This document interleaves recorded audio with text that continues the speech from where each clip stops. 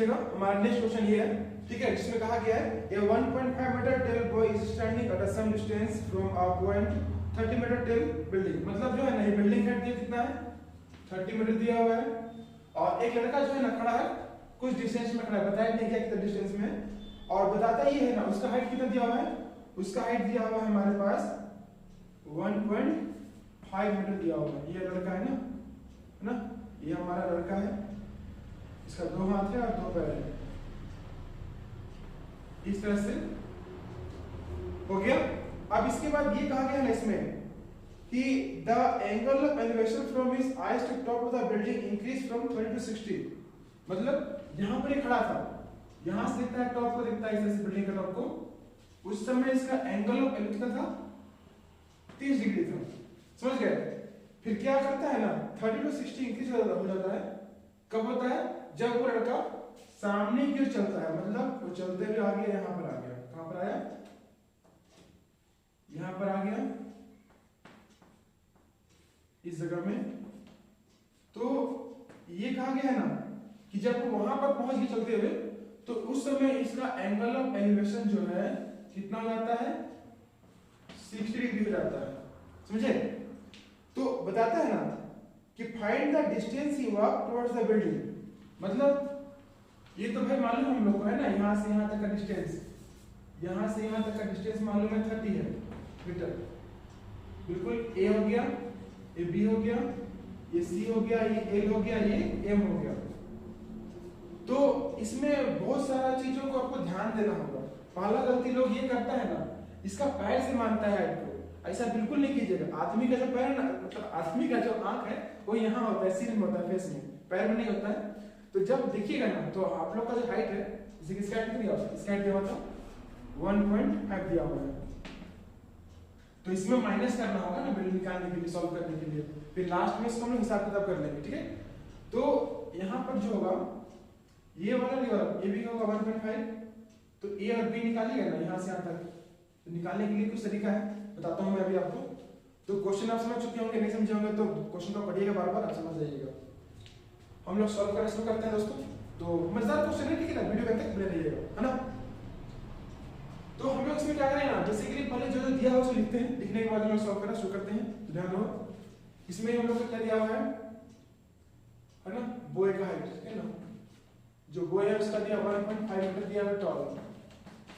तो इसमें building height क्या है हमारे पास, ए बी। अगर ए बी निकालना चाहेंगे तो ए एम माइनस करना होगा, बी एम माइनस करना होगा। ए हमारे पास कितना है 30 दिया हुआ है, बी एम 1.5 है, माइनस करने में कितना आएगा 30 में 1.5 माइनस करना है, डेसिमल का माइनस आप लोग को आता ही होगा ना यार, है ना, 28.5 आएगा, समझ गए।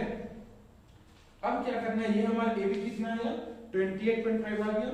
अब हम लोग क्या करते हैं, एज्यूम कर लेते हैं, इसको क्या करते हैं एज्यूम, इसको x कर लेते हैं, इसको y कर लेते हैं, ठीक है। मतलब यहाँ से यहाँ कितना हमारे पास, इसको मान लेते हैं, क्या मानेंगे, इसको मान लेते हैं i, इसको मान लेते हैं j, इसको मान लेते हैं k, और इसको मान लेते हैं o। ऐसा नेमिंग करना जरूरी है, नहीं नेमिंग कीजिएगा तो बनेगा कैसे, हो गया, ये तो हो गया। अब हम लोग अपना काम करना शुरू करते हैं, जो कि निकालना है हम लोग को, बेसिकली ये निकालना है। तो पहले यहाँ निकालेंगे तभी आप पढ़ सकते हैं ना, इसीलिए पहले छोटा वाला में काम कीजिए।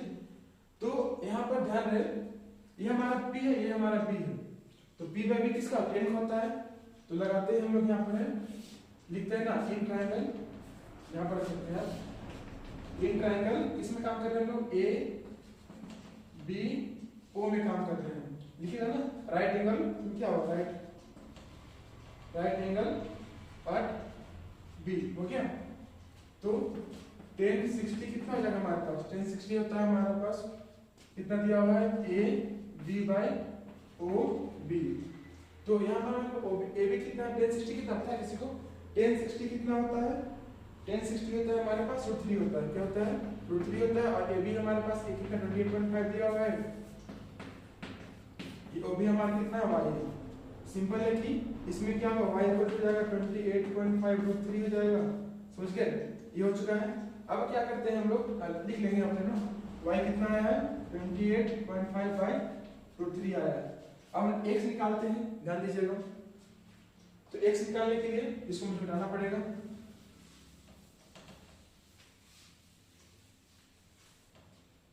तो यहाँ पर क्या करेंगे, हम लोग काम करते हैं ट्रायंगल में ए बी सी में काम करते हैं, है ना, ए बी सी में काम करेंगे।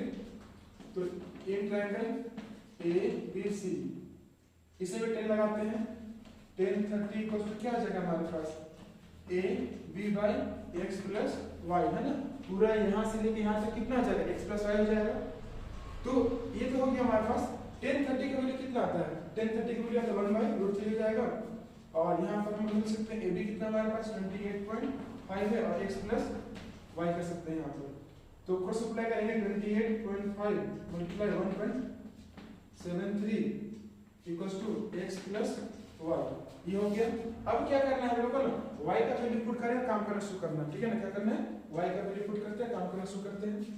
तो हम लोग मालूम है ना y का वैल्यू कितना है, पहले मल्टीप्लाई करना होगा। मल्टीप्लाई करने में हम लोग यहाँ करते हैं तो कितना आएगा, अगर मल्टीप्लाई नहीं भी करते हैं ना तो कोई दिक्कत नहीं, इसे हम लोग यहाँ पर लिख सकते हैं ना। अगर नहीं करेंगे तो 28√3 हो जाएगा, समझे। तो 28.5√3 माइनस ये जो है ना क्या बोलते हैं y, इधर ले आते हैं और यहाँ x हो जाएगा। क्यों ले आएंगे, हम लोग को मालूम है ना इसका वैल्यू, इसीलिए ले आते हैं, समझे। उतारते में जाइएगा जो है ना अच्छा रहेगा, नहीं तो फिर अंदर हो जाएगा, जगह कम पड़ जाता है।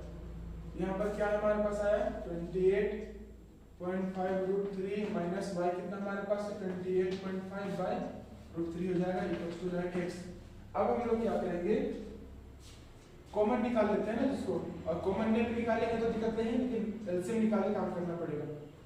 तो इसमें कॉमन निकालते हैं 28.5 को कॉमन निकाल दिए, √3 बचेगा, 1 बचेगा, यहाँ पर क्या बचेगा यार √3 बचेगा इक्वल टू x हो गया।